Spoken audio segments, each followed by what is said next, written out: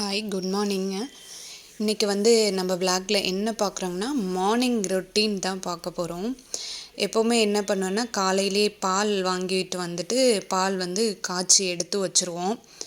காய்ச்சறதுக்கு அடுப்பில் வச்சுருந்தேன். Video shoot பண்ணிகிட்டு இருந்த உடனே பொங்கிடுச்சு. சைட் பை சைடாக பால் காய்ச்சி எடுத்து வச்சுட்டு, அரிசி ஆல்ரெடி காலையிலே எழுந்திரிச்சு ஊற வச்சுட்டேன். சரின்னு சாப்பாடு வச்சுட்டு, இன்றைக்கி சாம்பார் வச்சு வெண்டைக்காய் பொரியல் செஞ்சிடலாம், மார்னிங் டிஃபன் இட்லி ஊற்றிக்கலான்னு சொல்லி ரெடி பண்ணிவிட்டு பருப்பு வேக போட்டாச்சு. பாட்டி காய்கறி எல்லாமே அவங்க எப்போவுமே வீட்டில் இருந்தாங்கன்னா எனக்கு கட் பண்ணி கொடுத்துருவாங்க. பாட்டினா இவங்க என்னோடய மாமியார், என் ஹஸ்பண்டோட அம்மா. அதாவது நாங்கள் ரிலேஷன்லேயே மேரேஜ் பண்ணிட்டு இருந்தனால அவங்க எனக்கு பாட்டி முறை, நான் அவங்களுக்கு பேத்தி வேணும். ஸோ பாட்டின்னு தான் கூப்பிடுவேன். அவங்க வீட்டில் இருந்தாங்கன்னா எப்போவுமே எனக்கு காய்கறி கட் பண்ணி கொடுத்துருவாங்க. இப்போ பால் காய்ச்சி எடுத்து வச்சதில் நான் தயிருக்கு எப்போவுமே காலையில் தான் ஊற்றி வைப்பேன். லைட்டாக வெது வெதுன்னு பால் இருக்கும்போது ஊற்றிட்டு ஒரு 6 o'clock போல் பால் ஊற்றுனேன்னா, பால் வெது வெதுப்பாக இருக்கிறப்ப கேர்டு கொஞ்சமாக ஒரு 2 to 3 ட்ராப் ஊற்றிட்டோம்னா, அது மதியம் ஒரு 1 o'clock 12:30க்கெல்லாம் நல்லா உறைஞ்சிடும். அதாவது புளிப்பு அதிகமாக இல்லாமல் கரெக்டாக நமக்கு சாப்பிட்ற கன்சிஸ்டன்சி. நம்ம குழந்தைங்களுக்கு இல்லை அந்த சளி இருமல் இருக்கிறவங்களுக்கு, அந்த மாதிரி இருக்கிறவங்களுக்கு புளிப்பு பிடிக்காது, நான் தயிர் மைல்டாக இருந்தால் சாப்பிடுவேங்கிறவங்களுக்கு இது கரெக்டாக இருக்கும். காலையில் எழுந்திரிச்சோடனே அகஸ்குட்டி குளியலை போட்டுட்டு எப்போவுமே அண்ணாவையும் என்னையும் ஒரு விசிட் போட்டுருவாங்க. சரி, நம்ம கருவேப்பிலை பறிக்கலாம் அப்படின்னு சொல்லிட்டு தோட்டத்துக்கு போனோம். தண்ணி விடாமல் எல்லாம் ட்ரையாக ஒரு மாதிரி இருந்துச்சு. ரோஸ் மட்டும் ஒரு 2-3 பன்னீர் ரோஸ் நல்லா பூத்திருந்தது. ஸ்மெல்லு அவ்வளோ ஸ்மெல்லுங்க. ரெய்னி சீசனில் நிறையா பூக்கும். இப்போ தான் கொஞ்சம் கிளைமேட் சேஞ்ச் ஆகவும் பூக்க ஆரம்பிச்சிருக்கு. சரி, கருவேப்பிலை பறிச்சுட்டு வரலான்னு சொல்லிட்டு பறிச்சாச்சு. பாட்டியும் காய்கறி வெட்டி வச்சுட்டாங்க. பார்த்தேன், என்னடா காலையிலே ஃபோனை தூக்கிட்டு அலையிறான்ற மாதிரி ஒரு லுக்கு விட்டாங்க. சரின்ட்டு வெஜிடபிள் எல்லாம் கட் பண்ணதை எடுத்துகிட்டு நம்ம சமைக்க ஆரம்பிச்சிட்டோம். சாம்பார் வைக்கலான்னு சொல்லி அடுப்பில் பாத்திரத்தை பற்ற வச்சுட்டு, மாவு இங்கே கிளைமேட் கொஞ்சம் ஹீட்டான ஏரியான்றனால உடனே புளிச்சிருதுங்க. அதனால் சரி, காலையில் டிஃபனுக்கு தேவையான மாவை மட்டும் நம்ம கொஞ்சமாக வலித்து வச்சிட்டோம்னா மீதி மாவு ஃப்ரிட்ஜில் உடனே எடுத்து வச்சிருது. ஏன்னா லேட் ஆகும். டிஃபன் 8 o'clock மேலே தான் இட்லி ஊற்றுவேன். சாம்பார் எல்லாம் ரெடி பண்ணிவிட்டு தம்பி குளித்து ரெடியானதுக்கப்புறம் தான் இட்லி ஊற்றுவோம். அதுக்குள்ளே இருந்தால் மாவு அதிகம் புளிச்சிருன்ட்டு மாவு மட்டும் கொஞ்சம் வலித்து எடுத்து வச்சுட்டு ஃப்ரிட்ஜில் வச்சாச்சு. அதுக்குள்ளே சட்டியும் காஞ்சிருச்சு. கொஞ்சமாக ஆயில் விட்டுட்டு எண்ணெய், கடுகு, ஜீரகம் இது எல்லாமே போட்டுருவோம். போட்டுட்டு காய்கறி எல்லாமே ஸ்டெப் பை ஸ்டெப்பாக 1 by 1 வதக்க ஆரம்பிச்சிருவோம். சாம்பார் ஒரு சிலங்க ஒவ்வொருத்தங்க மாதிரி வைப்பாங்க. நிறைய பேர் என்ன பண்ணுறாங்கன்னா, நான் பார்த்த இடத்துல பருப்பு வேக வச்சுட்டு காய்கறி எல்லாத்தையும் வதக்கி அந்த வெந்த பருப்பில் காய்கறி மசாலா எல்லாம் போட்டுட்டு வெந்த பருப்போடு அந்த கொதித்த மிக்ஸ் எடுத்து ஊற்றி வச்சிடுறாங்க. அந்த சாம்பார் எப்படி கெட்டு போகாமல் எப்படி இருக்குன்னு எனக்கு தெரியல. நான் 2-3 இடத்துல பார்த்தப்ப அந்த மாதிரி வச்சுருந்தாங்க. கொதிக்காமல் அந்த பருப்போட பச்சை ஸ்மெல் போகாமல் எப்படி அவங்க பண்ணுறாங்கன்னு எனக்கு தெரியல.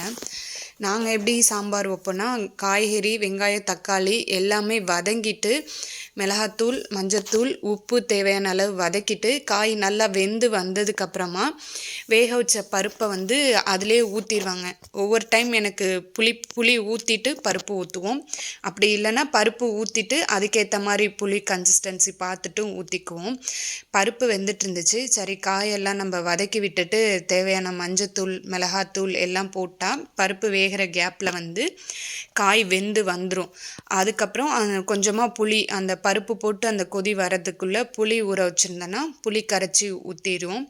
ஊற்றி நல்லா கொதிக்க வச்சு இறக்கிட்டேன்னா கொஞ்சம் சாம்பார் 1 day ஃபுல்லாக இருந்தாலும் கெட்டு போகாமல் இருக்கும் அப்படின்னு சொல்லிட்டு நாங்கள் சாம்பார் எப்போவுமே அந்த மாதிரி தான் வைப்போம். அந்த மாதிரி டேஸ்ட்டும் அந்த மாதிரி எங்களுக்கு பழகிடுச்சு. சரி, ஓகே, ரெடி பண்ணிவிட்டு சட்னி சாம்பார் எல்லாம் ரெடி பண்ணலாம் அப்படின்னு சொல்லிட்டு கூட்டி வச்சாச்சு. பருப்பும் சைட் பை சைடே வெந்துட்டு இருந்துச்சு. சிம்மில் வச்சுட்டு வெங்காயம், தக்காளி எல்லாமே பாட்டி கட் பண்ணி கொடுத்தனால எனக்கு வேலை குயிக்காக ஆகிட்டு இருந்தது. சரி, சட்னிக்கு வதக்கி வச்சிடலாம் அப்படின்ட்டு பருப்பை ஊற்றி சாம்பாரை வந்து இந்த சின்ன அடுப்பில் அது கொஞ்சம் ஸ்லோவாக எரியும், வேகமாக எரிஞ்சால் குழம்பு வத்திடும்ட்டு அதில் மாற்றி வச்சுட்டு இந்த அடுப்பு ஃபஸ்ட்டில் இருக்கிறது வந்து கொஞ்சம் பெரிய பர்னர், வேகமாக எரியும். தக்காளி சட்னிக்கு வதக்கி எடுத்து வச்சுட்டோம். அது சரி வதங்கி ஆறட்டும் அப்படின்னு சொல்லிட்டு இட்லி ஊற்ற ஆரம்பிச்சிடலான்னு சொல்லிட்டு இட்லி குப்பரை பற்ற வச்சு இட்லி ஊற்ற ஸ்டார்ட் பண்ணியாச்சு. சட்டி காஞ்சதுக்கப்புறம் இட்லி ஊற்றி வச்சிட்டேன்னா தம்பி குளித்து ரெடி ஆயிடுவான். அதுக்கப்புறம் சாப்பிட்டுட்டு கிளம்ப சரியாக இருக்கும்னு சொல்லிட்டு இட்லி ஊற்ற ஆரம்பிச்சிட்டேன். இட்லி வேகிற கேப்பில் வந்து நம்ம சரி சட்னி எல்லாம் அரைச்சி ரெடி பண்ணி வச்சிட்டோம்னா கரெக்டாக இருக்கும் அப்படின்னு சொல்லிட்டு தேங்காய் சட்னிக்கு ஆல்ரெடி ரெடி பண்ணி வச்சுருந்தோம். சரின்னு மிக்சியில் போட்டு ஒரு அடி அடித்து சட்னிக்கு தேங்காய் சட்னி அரைச்சிட்டு அதுக்கப்புறமா தக்காளி சட்னியும் அரைச்சி தாளித்து எடுத்து வச்சிடலாம் அப்படின்னு சொல்லிட்டு ரெடி பண்ணி வச்சாச்சு. தம்பி அதுக்குள்ளே குளித்து யூனிஃபார்ம் எல்லாம் போட்டு ரெடி ஆகிட்டான். நம்ம சட்னி ப்ரிப்பேர் பண்ண கேப்பில் வந்து இட்லி வெந்துடுச்சு. சரி அவசர அவசரமாக சரி அவனுக்கு டைம் வேறு 8:15 மேலே ஆயிட்டு. 4 இட்லி எடுத்து வச்சிட்டோம்னா அவன் சாப்பிட்டுக்குவான்னு எப்போவுமே இட்லி எடுத்து ஹாட் பாக்ஸில் தான் போட்டு மூடி வச்சுருவோம், ஏன்னா நம்ம சாப்பிட லேட் ஆகும் அப்படின்றனால. எனக்கு டைம் வீடியோ ஷூட் பண்ணிவிட்டு டைம் ஆனதுனால அவனுக்கு தேவையான இட்லி மட்டும் தட்டில் 4 எடுத்துட்டு சட்னி சாம்பார் எல்லாத்தையும் ஊற்றி கொடுத்துட்டேன். டிஃபன்னா முகிலுக்கு வந்து கொஞ்சம் நல்லா சாப்பிட்டுக்குவான். சாப்பாடை கம்பேர் பண்ணுறப்ப அவனுக்கு மார்னிங் பிரேக்ஃபாஸ்ட்டு வந்து most of the time tiffin தான் கேட்பான். சரின்னு ரெடி பண்ணி அவனுக்கு கொடுத்தாச்சு. லஞ்சுக்கு பார்த்திங்கன்னா லெமன் ரைஸும் முட்டை கிரேவி மாதிரி பண்ணியிருந்தோம். சரின்னு முட்டை மட்டும் வச்சுட்டு அதுக்கப்புறம் மேங்கோ கட் பண்ணி கொடுத்துட்டு ஒரு கேக் கொடுத்து பேக் பண்ணியாச்சுங்க.